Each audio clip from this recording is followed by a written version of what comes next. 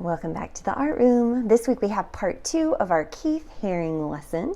Last week we talked about the artist Keith Haring. He was known for his subway art, and we did something in his style, kind of like how he would cover the blank billboards in the subway stations and on the trains.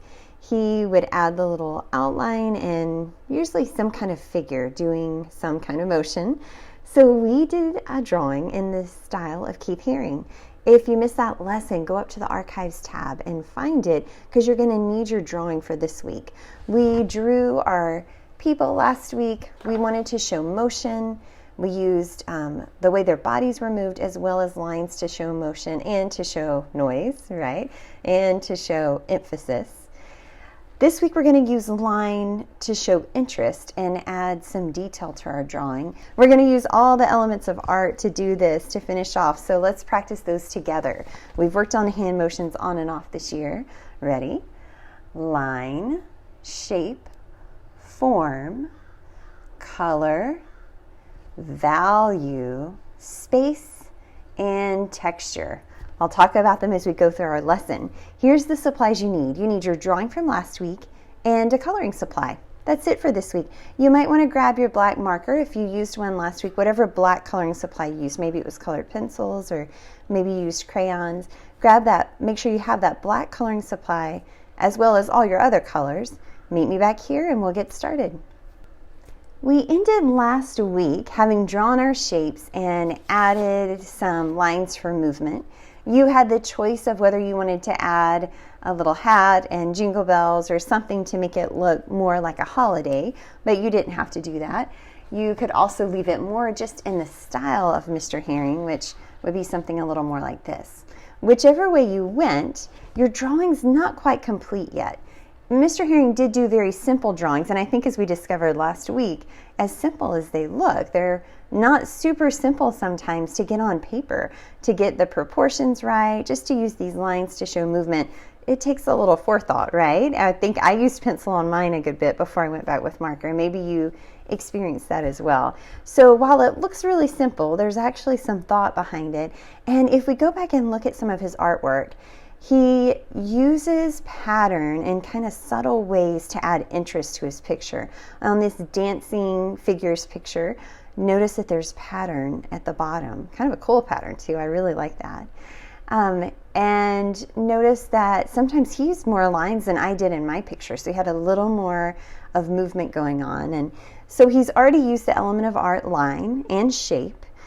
His drawings don't have as much form in them. It's not as much three-dimensional like we have talked about in previous lessons. But he does use his space very wisely. And space is the area in our artwork. It can be positive or negative. It can be filled with something, or it can be the area around something.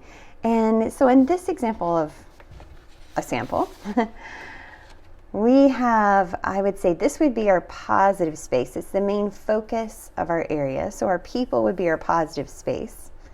And everything in the background that's just plain would be our negative space. And these two work together to create kind of a balance in our artwork. So it's not too busy, not too cluttered with detail, that the eye can't rest and can't focus on the details of the picture, the things that you really want the artist to see or the viewer to see.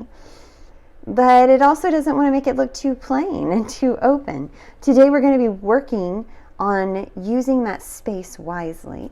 We'll add a little texture. That's another element of art with pattern. All right, so let's see. And we're definitely going to add color. We didn't do that last week yet. So taking a hint from Mr. Haring's artwork, he has a simple line in the background that shows where the wall and the floor meet. So let's start with that today. Where's your line going to be? His is about 1/3 of the way down. I think we talked about that last week. We started 1/3 of the way down with our figure. We're going to go 1/3 of the way up now to draw our background line. And anywhere that this line hits, we're just going to pick up our pencil and start again. We're going to do our best. Sometimes when I reach an object like this, I just pretend like I'm drawing. I don't keep drawing, just so that I can kind of keep my marker in the same place. And then he added pattern below his line. Let me show you a couple of examples of how you might do that. On this one I used the black to add the pattern because it was a very simple drawing. I kept my colors very solid. I didn't add a lot to the background. So I thought using a black and white pattern would be kind of cool for that. On here, I have a lot of pattern going on. I have a lot of things happening in my picture. And I used a light color to draw in a pattern to the background. It's there and it provides a little energy and interest to the picture, but it doesn't overwhelm it like it would if I had done it in black. So stop for just a minute and think, are you going to be coloring in your elves with pattern? Or do you think you'll have them a little more solid like these?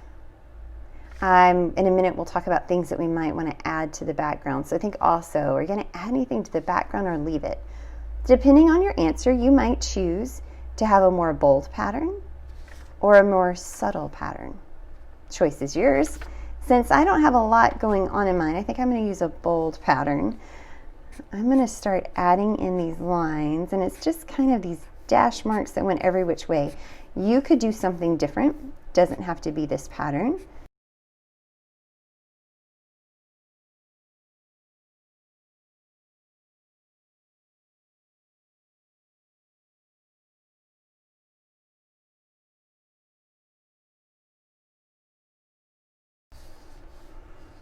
All right, so I have the pattern added to the back, whatever you've chosen to do with that.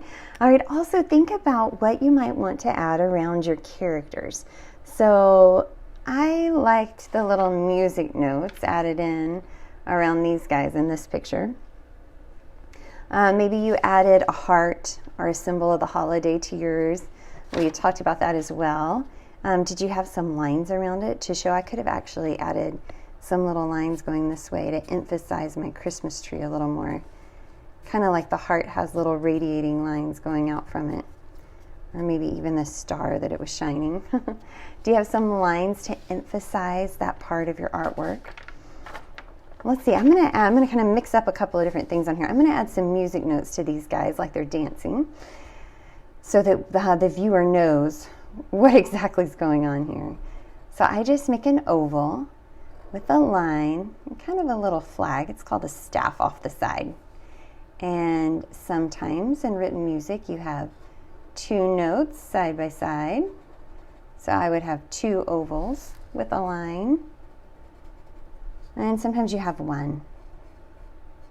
I'm going to color all of mine in just because I think that looks really neat on here. Someone who writes music and reads music might know how to put an actual song on here by adding the notes to the song. That would be very cool. Maybe you know something a little about music. All right, I'm not going to add too many. I think that's probably good. Just a few floating here in the middle. All right, up to you how many you want to add or if you want to add them at all. And now we're ready for some color. All right, whatever coloring supply you have works perfectly. So I'm going to be using marker because it shows up nicely, but you could also use crayons and colored pencils, whatever works for you. And again, you can be doing these straight planes of color. I'm going to be doing a little pattern on here. So let's think for a minute. Pattern is the repeating of a line or a shape or a color or all three of them together. And I was trying to think of things that reminded me of the holidays on this one in particular. This is going to add a little more energy to our picture too, right? So whichever one you choose, I'm going to go with pattern today, just so we can do that part together. And I'm just going to do my whole shape in it. Oh, I think I'm going to start with the barking dog because he just looks like he needs some pattern. I'm going to go, he's going to be red on mine. One of my favorite patterns is plaid. So I'm going to see if I can pull off a plaid today.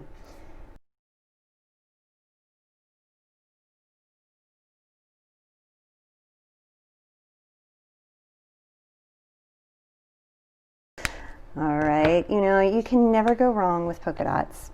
I do believe they work for almost everything, except we'll have to be careful that we don't make them look like an eye since we're not adding the details of face on here.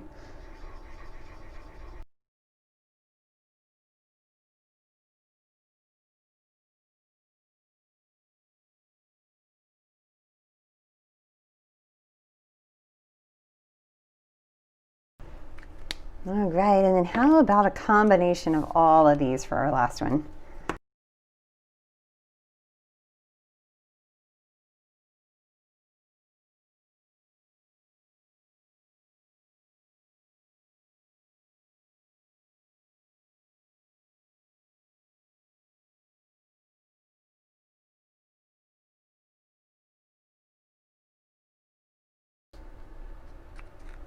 All right, so we've added some texture to the bottom, added some interest. We've used color and shape to add pattern.